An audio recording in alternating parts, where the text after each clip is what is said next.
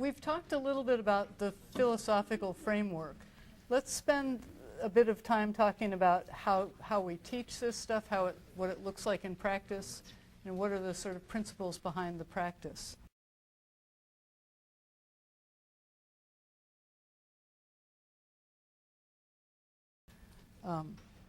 So we've come up with this diagram that illustrates 4 basic steps, if you will, to building the kinds of relationships that we were talking about earlier. The first step, and the most obvious one, is that in order to be in a mutually beneficial, mutually empowering relationship, you got to have some kind of connection. Now with peer support, there's an obvious connection often. There's that connection of, wow, there's somebody else out there who's had my experience. And that can be a very powerful first connection. Once you have that connection, and we'll talk more about the qualities of connection, that's probably the easiest one to talk about and the one that you probably know already.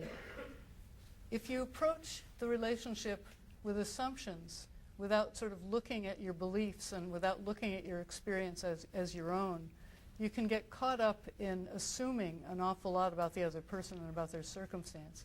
When I was working in peer support, what I'd often hear people say is, "Oh, I know exactly what you mean," which led to some problems because none of us know exactly what the other person has been through.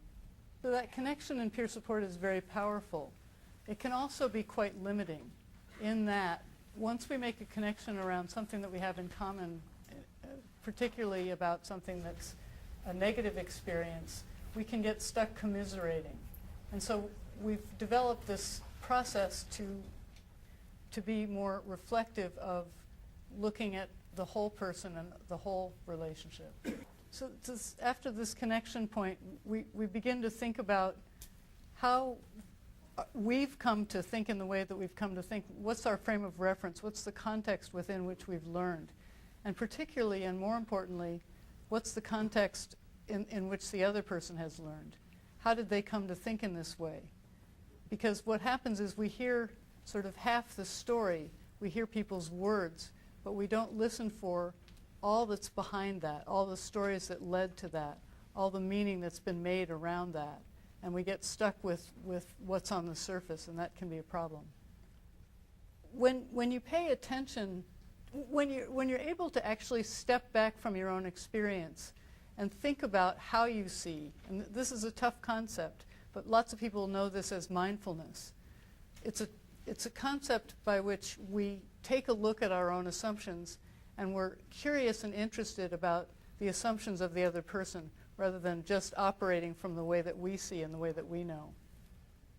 This then helps us open up the relationship a bit because it goes deeper when you begin to understand where somebody's been and where they've come from, at the same time sort of being self-reflective and aware of your own beliefs and your own assumptions. Once you've gotten to know that person a bit more deeply, or you've heard a bigger part of their story, and you've been more open to the ways in which they've learned to tell it, that's when the mutuality comes in. And this is the key to doing intentional peer support, is to have mutual relationships about mutual learning and growing. Mutuality is not as easy as it sounds, even though peer support sounds really easy. And I'll tell you why in a second. Mutuality isn't just sort of getting along. Mutuality is a relational concept in which both people have to really work at being as honest and as transparent as they can be. And many of us who've gotten stuck in helping relationships have not always felt comfortable being really honest and open about our needs. And so we end up feeling resentful or overburdened or something. And really what we have to begin to assume is that people aren't as fragile as we think they are. And if we don't disclose our needs and feelings, and we don't sort of talk back and forth about what's going to work for both of us, somebody will end up with some kind of dynamic that's not going to be particularly helpful. Mutuality has gotten more complicated as we've started involving money with paid people, paid peers, because somebody has a role that the other person doesn't have. So this is why we have to focus on it. Yesterday, it was a very interesting experience. some people who are here today came to a workshop that we did yesterday and reminded me that mutuality is not always about mutual negotiation or mediation or conflict. Mutuality is that dialogue, that sense that we were talking about before, that where you meet somebody that you just connect with and you talk more deeply, you get more of a sense of each other, and you come up with these new ideas and new ways of thinking that are really stimulating. And when you've built that connection and learned more about people and shared, both people have shared and really worked at deepening the relationship, something happens where you begin to move towards a new direction. And since in mental health our focus has been so heavy on moving away from what's not working, this is a new concept in lots of ways. We're paying attention to what we want versus focusing or reacting to what we don't want.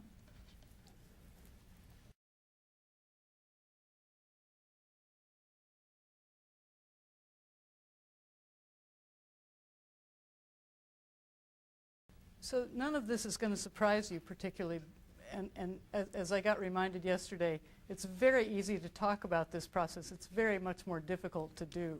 And the folks who've done some of this training have really worked hard at the relationships and can testify to the fact that it takes a lot of patience and a lot of work to build these kinds of relationships.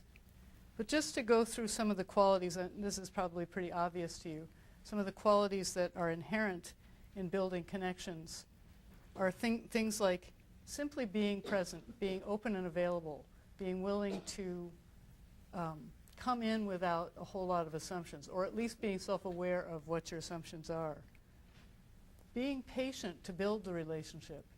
Sometimes when I've been overzealous about wanting to connect with someone, I come in sort of strong and I expect the connection to happen and it doesn't. Now weeks later, I may have said something that sparked something and we then build the connection. But one has to be patient in order to really build on that initial connection. Being open, being willing to be changed, being receptive, being interested. It's one of the things that I learned in mental health, particularly as a patient, was that I could only talk about myself. I only learned to talk about what was wrong with me. And for a while, it was really awkward trying to be interested in other people because I didn't know the questions to ask. And that was really sad. So sometimes it takes a bit of work to really be present, be open, and really be interested in a person who you may or may not particularly know well or even particularly like.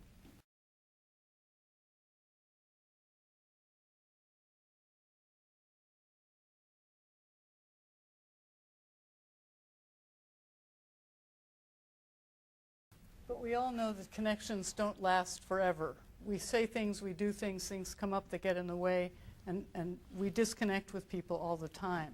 It doesn't mean that's the end of the world, but what we want to be aware of is some of the things that cause disconnection. When I first started at a peer support program, it was very interesting the way that people did group support. I don't know if you all have been involved in peer support groups of any kind, but it was intriguing that because our stories were so important to us, instead of really listening and being open to one another, we did a lot of one-upmanship, like my story is bigger than your story. I don't know if that's something that you all have experienced, but it does get in the way in peer support. So most of these will be pretty obvious to you. There are a couple that are less obvious. For example, agreeing, encouraging, or praising someone. I didn't really, at first when I got introduced to that idea, I didn't think that it was realistic to say that just because somebody's agreeing with you is a disconnect. Then I started thinking about when I use agreement as a manipulation. For example, when my son cleans his room and says, "Mom, I've cleaned my room," and I say, "I agree, you've done a great job, I'm so happy for you, it's wonderful." What I'm really saying is, do this more often or else.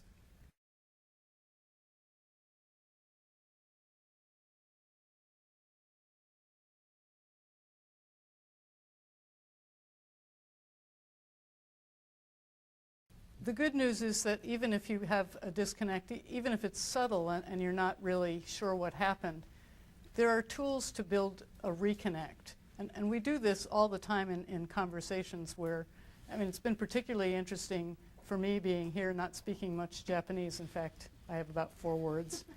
And to keep a connection with people when they're speaking to me is very hard. I try so hard to pay attention, and yet there's this barrier because I can't understand, so I have to wait for Erie to translate. However, there's some things that I can do if I lose track and I lose my place, which is to say, I didn't understand, I'm sorry, I lost my attention, and things that help build reconnect.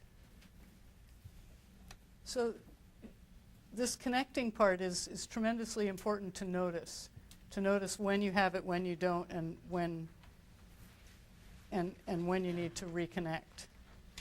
We're moving things along a little bit because we lost a little bit of time, so if you're confused, hopefully we'll have lots and lots of time for questions, and we'll have some time afterwards as well.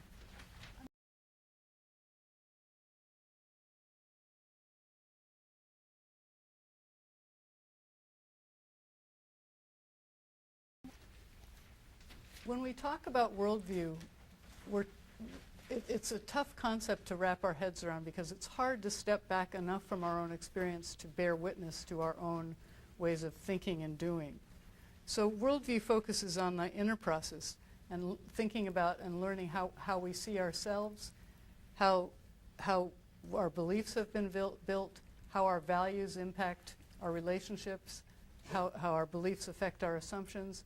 When you can become clearer about your own beliefs and step back from them, you're less likely to form assumptions about others. So the other part of worldview that we work with people is the stories that we actually create based on our histories. The stories that we create inform how we act in the world. I'm not explaining this very well. When I train, often I come in with a lot of anxiety. And so I have lots of old messages, old stories in my head that say, you're going to make a fool out of yourself, you're an idiot, all that kind of thing. And then what happens is that I interpret people's responses and facial expressions as meaning that because I've created this whole reality for myself, and I'm actually making it happen. I just want to know if anybody can relate to that. なんか自分もそうだって思う人いますか？It's so interesting that we create these realities for ourselves, and then we play the parts. And we don't even bother to step back because we're so used to doing it.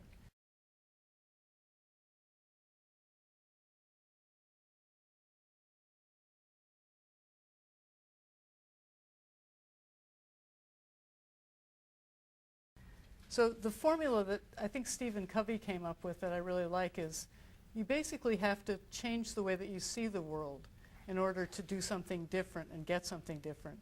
When we see things, like I was saying, if I see things in terms of people's criticism and just negative messages, what I do about that is I get really nervous and I make mistakes. And then what I get from that is a lot of confused looks, which reinforces my belief and the way that I was thinking about things.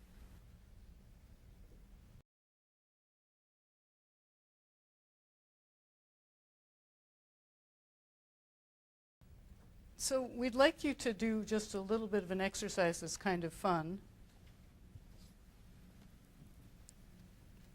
There you go.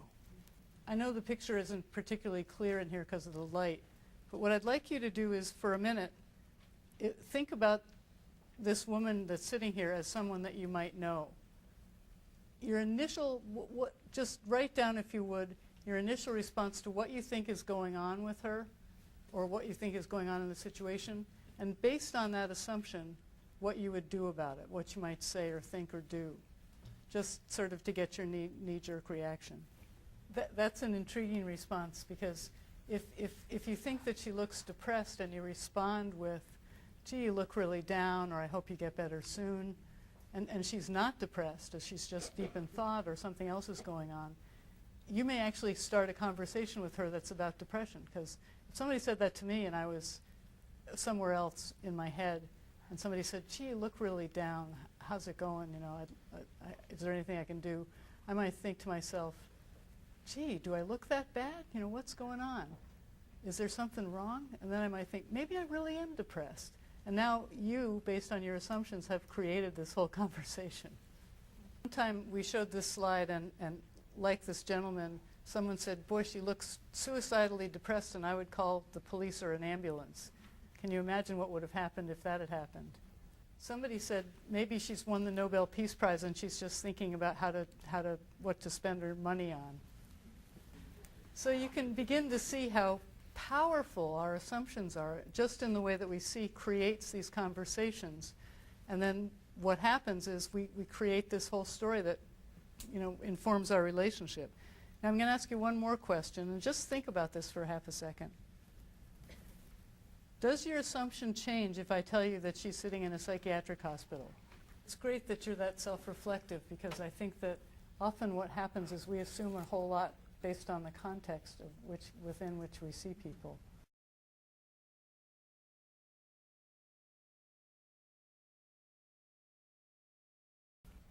So the good news is that with differing worldviews, if we become more transparent about what we see and what we think about it, what our assumptions are, we begin to have an opportunity to build dialogue. This is where the concept of mutuality comes in and is incredibly key to peer support. And I like this description. Mutuality is the bridge between two or more worldviews. It is through dialogue that people create new understandings. So this concept of mutuality is a very interesting one in peer support. It's pretty obvious that the reason that we have peer support is that it is much more mutual. But again, what happens is that if we focus on problems or helping each other, then it becomes trade-offs. I'll help you if you help me, as opposed to really using the relationship as a forum to grow. So mutuality doesn't just assume mutual support, in other words, giving and receiving when each of us feels down, but it can actually create a space and an environment within which to talk about things that are new, that are fragile, that have possibility. It assumes that you're being honest and visible and transparent. And again, this is a really difficult thing to do, especially when you've got very differing perspectives on things. It's really hard to say what it is that you're seeing and feeling and needing. And I can talk more about that in a minute. Mutuality is the kinds of dialogue that we have that inspire hope. And again, it leads towards this moving towards. It becomes really difficult when there's conflict, and that's why people thought I meant that mutuality only happens in conflict. But it is a process by which people can be more transparent and open up possibilities. And I forget what I was going to say, so you can.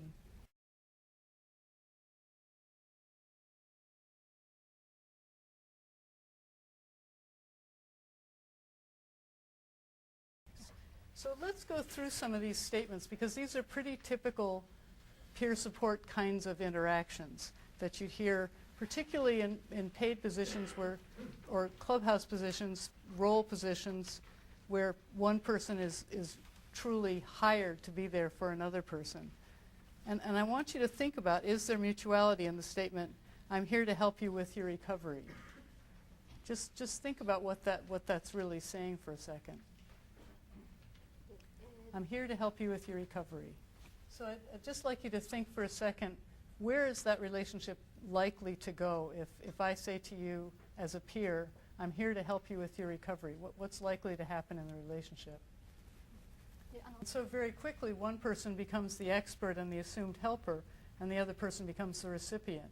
It's a subtle, sort of difficult difficult statement to take apart because, of course, you're there to support one another and move, towards a better life. But if your opening statement to someone as a peer is, gee, I'm here to help you with your recovery, it's not going to produce a lot of mutual results. Yes, good point. And these other statements, it feels good to help you. When your focus is on it feels good to help you, once again, you're not focusing on your own growth. So the mutual relationship becomes a difficult one to establish when I'm still gaining my sense of growth based on your feeling helped.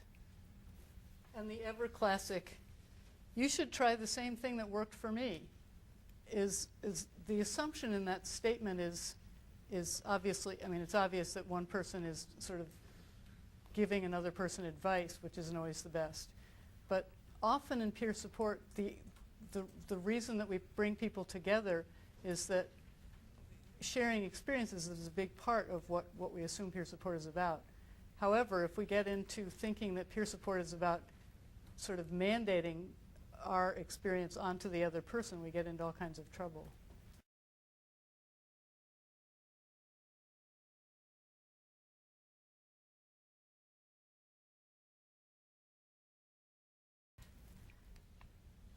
The last task that we talk about in intentional peer support is this notion of moving towards.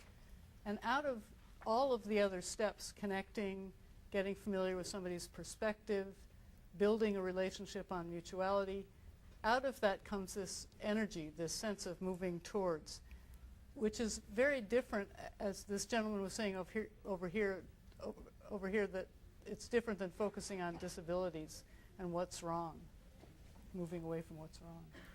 So this notion of moving towards is not as simple as it sounds. Just for fun, and this is a very short exercise, write down, if you would, a couple of things, 2 or 3 things that you're moving towards in your life, and a couple of things that you're moving away from.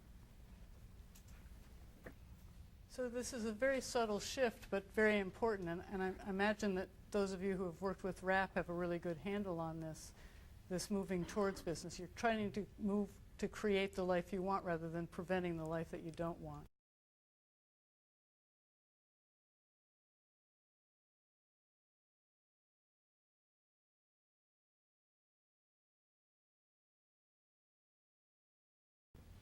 So I'm going to end the slides with just some implications, just some things to consider and some things to think about measuring. And then we'll actually have a little bit of time to do the exercise that I had wanted to do earlier.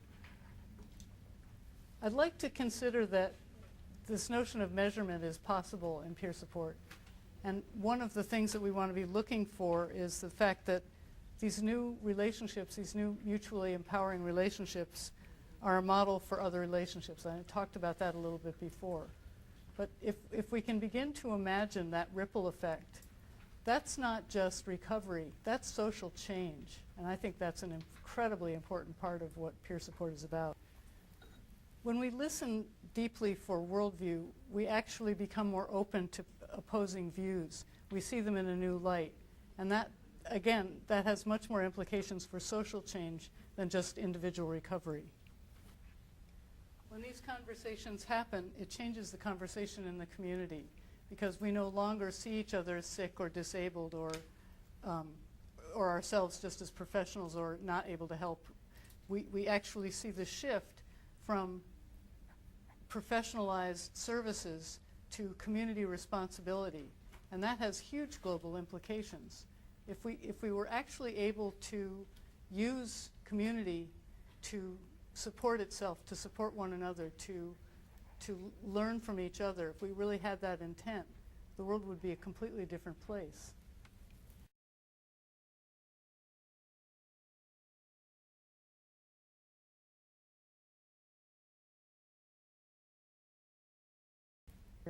The exercise I was going to have you do is just to have a short conversation with the person next to you, or in this case, someone that you know or someone that you meet or get exposed to, simply about creating the perfect mental health system. Simply just have the intention of having a conversation about the perfect mental health system. And as you have that conversation, think about what energizes the conversation, the connections that you have, the things in common that you share. What kinds of things differ and what kinds of things can you argue? How do you negotiate that so that both of you come out with some ideas that inspire, possible changes in the mental health system? And then ultimately, through these conversations, we'll begin to move towards not just a better mental health system, but a better world. So that was the exercise, just to do that sometime. And we don't have tons of time. So I'm going to open it up to questions so that we can get through a little bit of that before we break. I really appreciate your efforts in being here today, in asking the hard questions, in exploring this stuff. Rarely, and I'm happy to talk about the U.S., but rarely have I seen a group of people, and I learned this from Kurume last year, who are as dedicated to really doing something that has some integrity to it and really pushing through and making a new system. And that's been a privilege for me to witness. So thank you very much.